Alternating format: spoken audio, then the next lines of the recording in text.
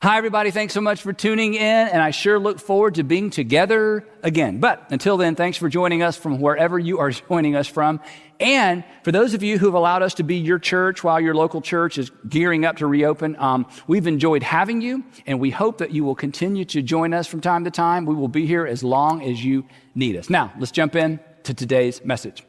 We're actually in part 2 of a 4-part series entitled Leading Through 3 Essentials for Navigating Uncertainty. As we talked about last time, the past several months have been challenging for all of us.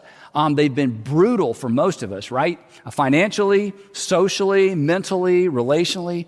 So consequently, there's a sense in which we're all picking up the pieces, trying to move forward the best that we can. But many of us, perhaps you, many of us are responsible for helping other people move forward as well, right? Family members, employees, team members, maybe some students, members of the community. So if you're a parent, a manager, a business owner, a coach, a mayor, maybe a member of a city council, people are looking to you for direction. They're looking to you for inspiration. And most importantly, they're looking to you for hope. And here's what we know as leaders. Leading under normal circumstances, that's tough enough, right?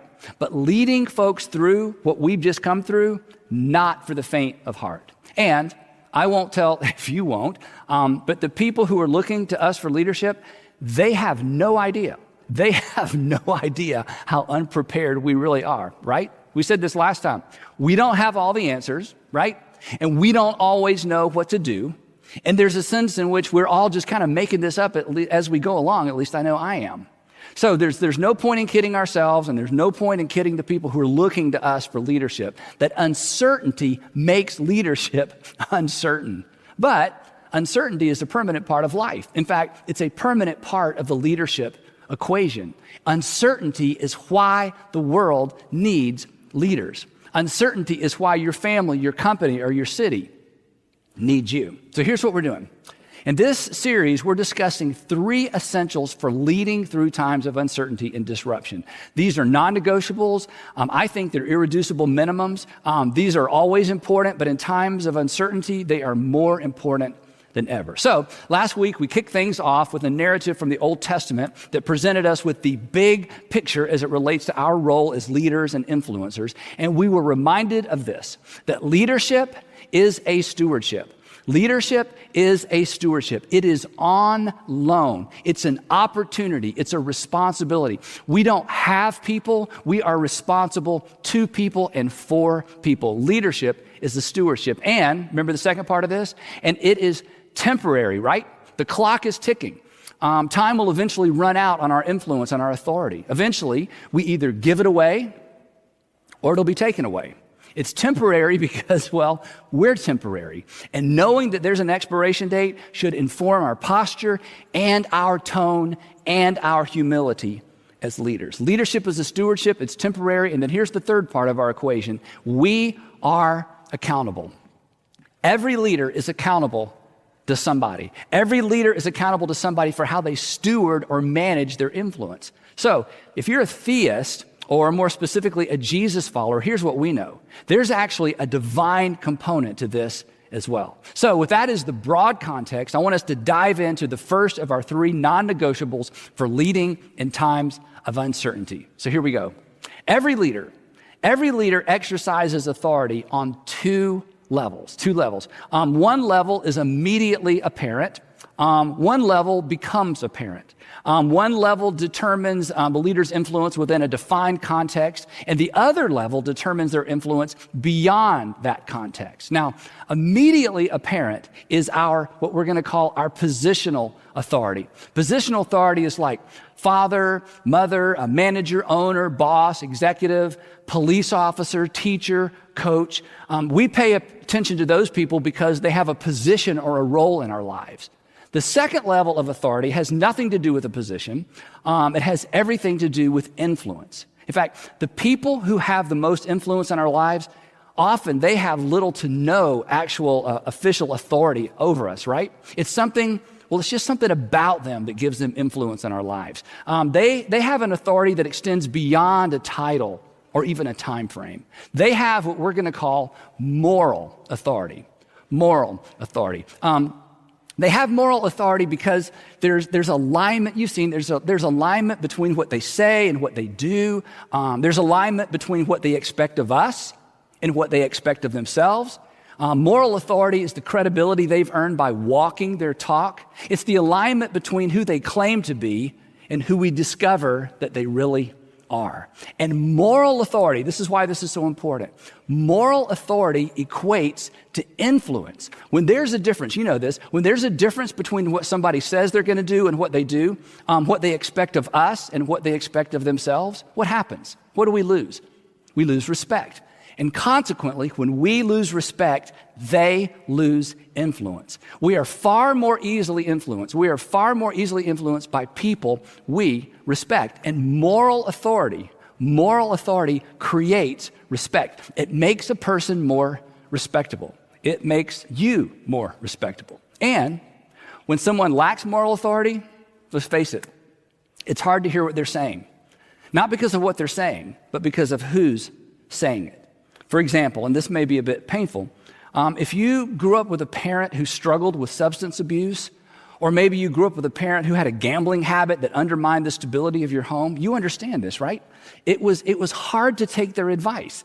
It was hard to take their discipline seriously, not because of what they said, but because of the decisions they'd made. So the bottom line is simply this.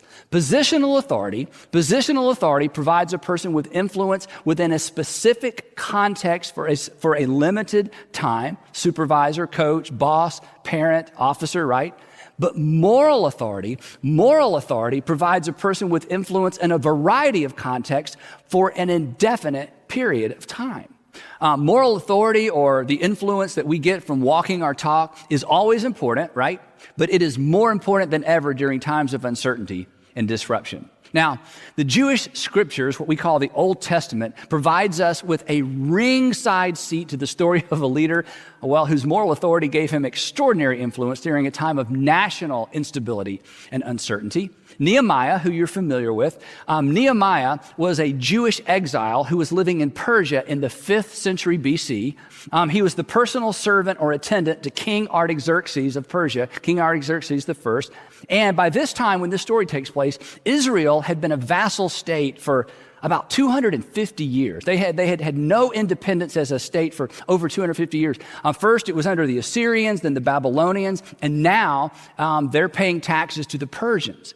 And about 130 years before the incident we're going to look at today, about 130 years before this incident, Cyrus the Great, who conquered Babylon, and you'll remember Cyrus the Great from last week, Cyrus the Great, when he took over, he actually encouraged all the Jews living in Babylon to go home if they wanted to. He just said, hey, you can go back to the homeland. And a lot of them did, but a lot of them chose not to. And here's why. The Jews that had grown up in Babylon, this is 2 or 3 generations they'd been there, they just didn't feel much connection to the homeland. And Nehemiah's family was actually one of those families. So many decided to stay put in what was now Persia. But those families that did return to Judah, they had a terrible time. The nation had struggled economically and militarily for decades. The walls around the city hadn't been repaired since Nebuchadnezzar invaded the city like 100 plus years earlier. Israel's neighbors constantly took advantage of their weakness. They did everything in their power to stop Israel from becoming a superpower once again. And if you're familiar with Nehemiah's story, you'll remember that his heart was broken. His heart was broken over the plight of his people back in Judah. And so he began to pray, even though he had this very prestigious job, he began to pray for an opportunity to go back and to do something for the people of Judah. And eventually an opportunity presented itself. Actually, he presented his opportunity to his boss, King Artaxerxes I, and he asked the king for permission to travel to Judah to restore the economy, specifically in the city of Jerusalem. And the king not only granted his request, the king actually funded it. He even gave Nehemiah an official title. He would go back to Judah as the governor of Judah. Now, if you grew up in church, you know that Nehemiah is best known for how quickly he was able to get the people of Jerusalem to rebuild the wall around the city. And he certainly gained a measure of moral authority in the process because, if you'll remember, he actually worked on the wall himself. He didn't expect other people to do what he wasn't willing to do. But that's not the aspect of his story that I want us to focus on for the next few minutes. The broken down walls around the city of Jerusalem, that was just one of many problems facing the citizens in the city. After Nehemiah was there for several years, he discovered something even more insidious, even more dangerous than a few gaps in the wall. It took a while, but he eventually uncovered the root cause of the city's economic woes. Here's what he discovered. Before he got there, wealthy landowners and merchants from the regions surrounding Judah had loaned money to the Jews at exorbitant interest rates, exorbitant. This decimated the economy. So when Nehemiah shows up, he actually used his own money to purchase and cancel and pay off almost all of those loans. So suddenly the people of the city, they've got money to spend, and it kind of jump-started the economy. These impoverished citizens had cash on hand, right? But as time went by, Nehemiah began to hear disturbing rumors, disgusting rumors. And after some investigating, here's what he discovered. Wealthy Jews, many of them living in the city, began doing the very same thing that the outsiders had done. They began to do this to their own people. They were making high interest loans to the poor, and then they were requiring the poor to put up wives and children and farms as collateral for the loans. And then they would foreclose on the farms, and then they controlled the grain prices. And when all of this came to Nehemiah's attention, he was furious. In fact, the Old Testament book of Nehemiah, which is kind of his diary, describes exactly how he responded when he found out what had been going on. Here's what he wrote. He said, when I heard their outcry, the outcry of the poor, and I heard these charges, I was very angry. And I pondered them in my mind. He didn't respond or react immediately. I pondered them in my mind, and then I accused the nobles and officials, the most wealthy people in the city. And I told them, you are charging your own people interest? So I called together a large meeting to deal with them. And here's what I said. He said, as far as possible, we, talking about he and the folks that had come with him from Persia, we have bought back our fellow Jews who were sold to the Gentiles. He said, when I got here, the people of this city were in so much debt to outsiders, I used my own money to get them out of debt. I used my own money to do this. And now I find out that you are selling your own people. You're selling your own people only for them to be sold back to us. He'd already spent a fortune buying Jewish citizens out of slavery to foreigners, and now he's having to do the same thing all over again. But this time, he's having to pay off these loans that had been made by Jewish citizens, people right there in the community. He goes on and he says this, and this won't come as a surprise. They kept quiet. I bet they did. They kept quiet because they could find nothing to say. So I continued. He went on. He said, so I continued. What you are doing is not right. Shouldn't you walk in the fear of our God to avoid the reproach of our Gentile enemies? He said, do you not realize what you've done? Our neighbors are laughing at us. You've made us a laughing stock, in the region surrounding us. We're not even keeping our own laws. We're undermining our own economy. We're undermining our own security. But he's not done. He said, I and my brothers, the people that came with him, and my men are also lending money and grain, but let us stop charging interest. Now, according to Torah, Jews were actually encouraged to loan money to other Jews, especially to the poor, but they couldn't charge interest. And they were not allowed to take important property as collateral, like land or work animals. But these wealthy Jews were guilty of doing all of that. So Nehemiah points his finger and he says, look, give back to them immediately their fields and their vineyards, their olive groves and houses, and also the interest that you are charging them. They were basically just taking everything they could from these citizens. And how did they respond? Well, here's what they said. We will give it back, and we will not demand anything more from them. We will do as you say. Now, Nehemiah is no fool, and he does not trust them. So here's what happened next. He says, then I summoned the priests, and I made the nobles and officials take an oath. Basically, he made them swear on the Bible. That's kind of the modern day parallel to this. I made them take an oath to do what they had promised. And he said, I shook out the folds of my robe and I said, in this way, may God shake out of their house and possessions anyone who does not keep this promise. And the people did as they had promised. Just like that. They returned everything they'd taken, everything they'd stolen, canceled all of those loans. Now, if their response seems a little bit unrealistic, a little bit idealistic, like, yeah, that's what I would expect from a Bible story, you would be correct. But when you know the backstory, what was going on for all the years leading up to this encounter, their response makes a lot more sense. The reason Nehemiah's words carried so much weight was the way he had conducted himself for the 12 years he'd been back in the city of Jerusalem. His reputation preceded him. And his reputation stood in stark contrast to all the previous governors. Here's the reason his words carried so much weight. Moreover, he says, from the 20th year of King Artaxerxes, when I was appointed to be their governor in the land of Judah, until his 32nd year, that is 12 years, this is the way he's helping them understand the context. For 12 years, neither I nor my brothers ate the food allotted to the governor. Now, this is important. As the governor of Judah and as the governor of the city, basically, Nehemiah actually had a legal right to collect taxes for personal income. Plus, he was guaranteed a free allotment of food from the farmers in the region. And in his 12 years as governor, get this, in his 12 years as governor, he never once exercised those rights. He never once exercised that entitlement. He paid out of his own pocket.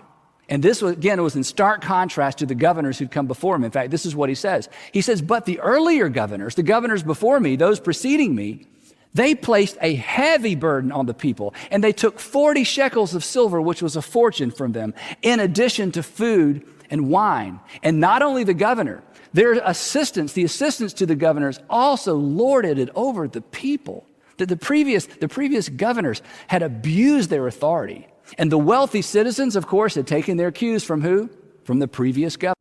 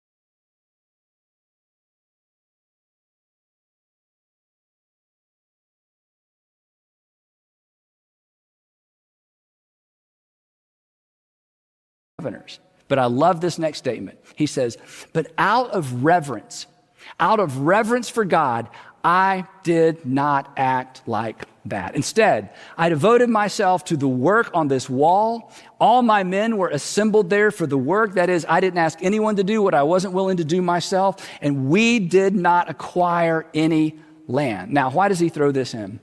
Property ownership in those days, it was a sign of power. And Nehemiah is saying, look, I didn't go there either. I did not enrich myself at the expense of the people. He did exactly what he came to do, rebuild the wall and restore the economy. He says, I never once demanded the food allotted or entitled to the governor because the demands were so heavy on these people. So 12 years of walking his talk added weight to his words. 12 years of expecting of himself what he expected of others gave him influence he otherwise would not have had. The life he'd lived, the decisions he'd made, his genuine concern for the people, his lifestyle, his lack of entitlement, all of this shamed the nobles into submission. Now that is good leadership. And that's the kind of leader we would like to follow. And that's the kind of leader we should all become. And it really goes back to this one idea, moral authority. Moral authority. It's a tricky thing.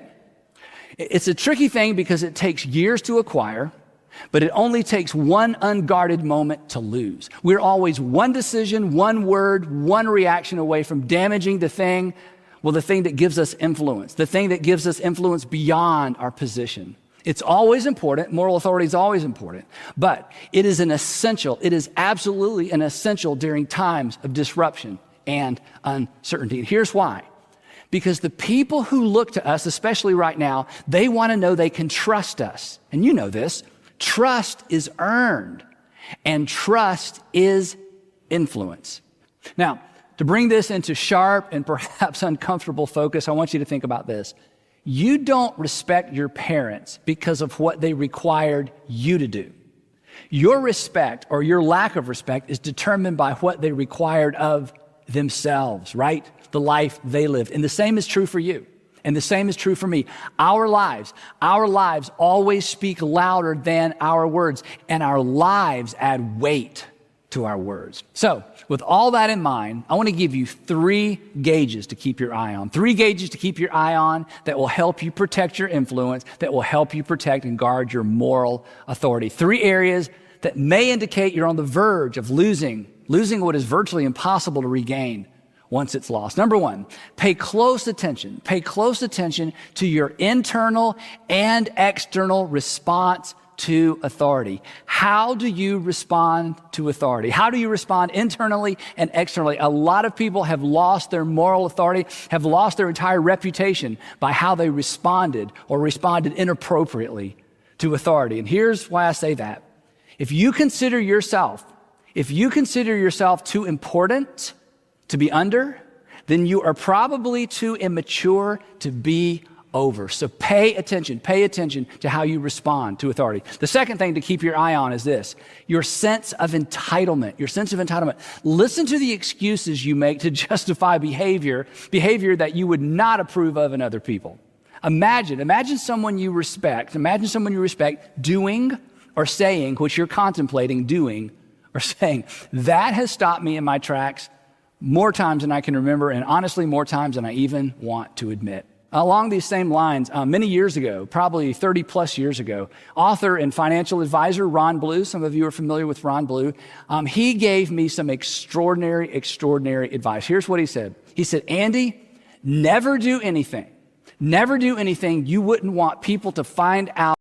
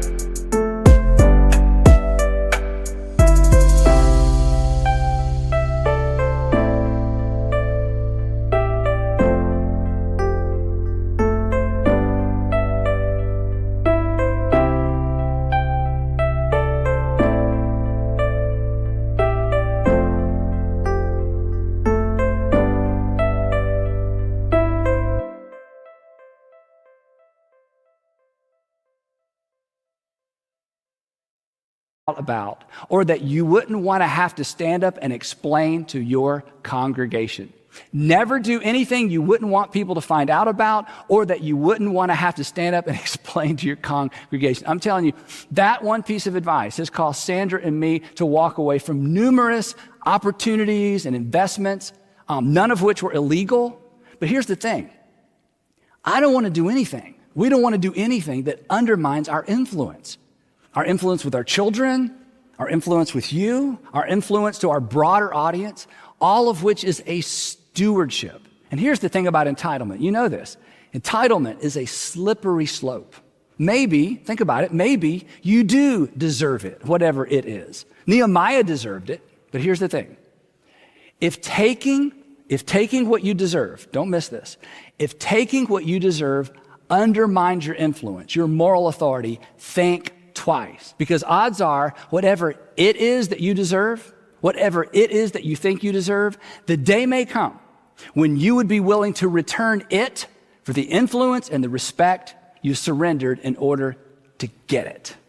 Last thing to pay attention to. Pay attention to those imaginary conversations. Your imaginary conversations that are an expression of frustration and anger. Your anger and frustration with people. It only needs to leak one time for you to lose your credibility forever, right?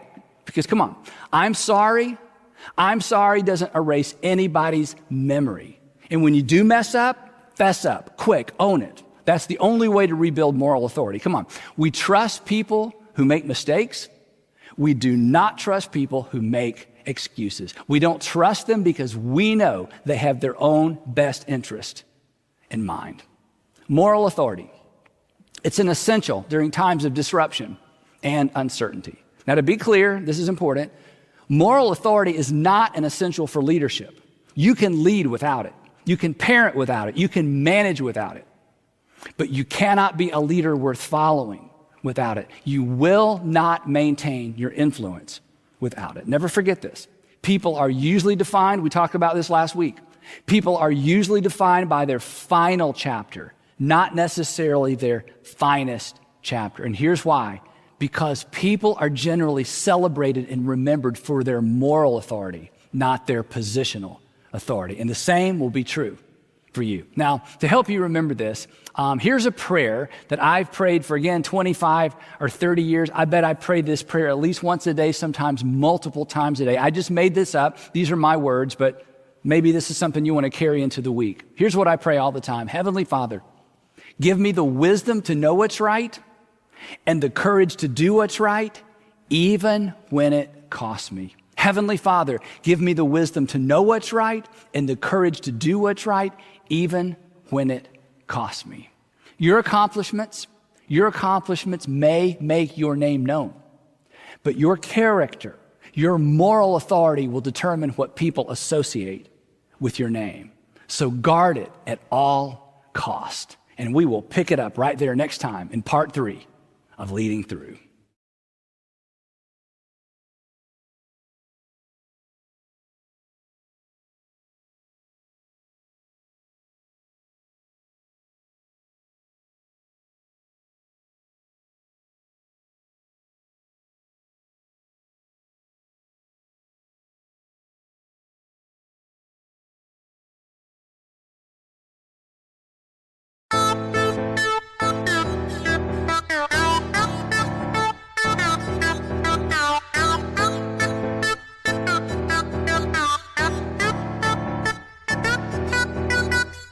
Hey, Brand baby in the high heel on. You give me forever. I live never ever.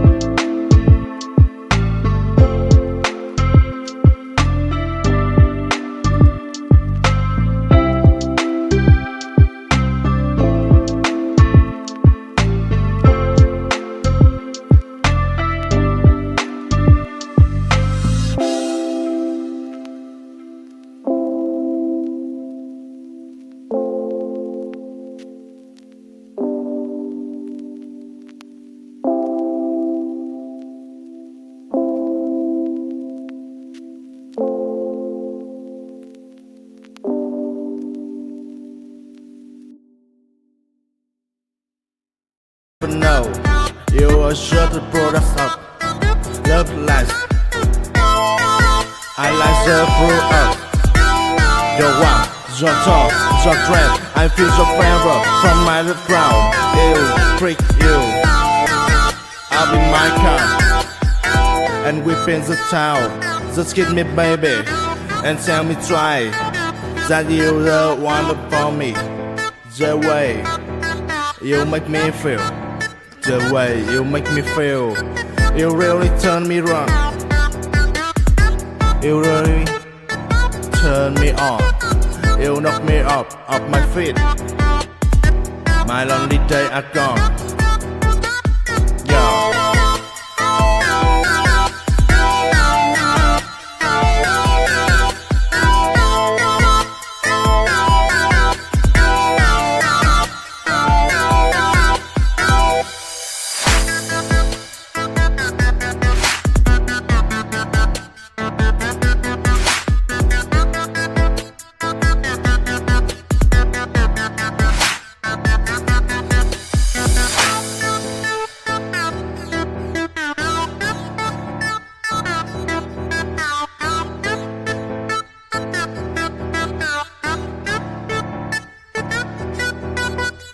Hey, brandy baby in the high heel on. You give me forever. I'll never ever know. You are sure the products of love life.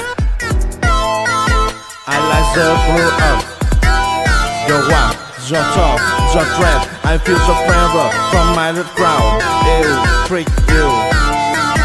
I'll be my car, and we in the town. Just give me baby, and tell me try that you the one for me. The way you make me feel, the way you make me feel, you really turn me wrong. You really turn me on. You knock me up off my feet. My lonely days are gone.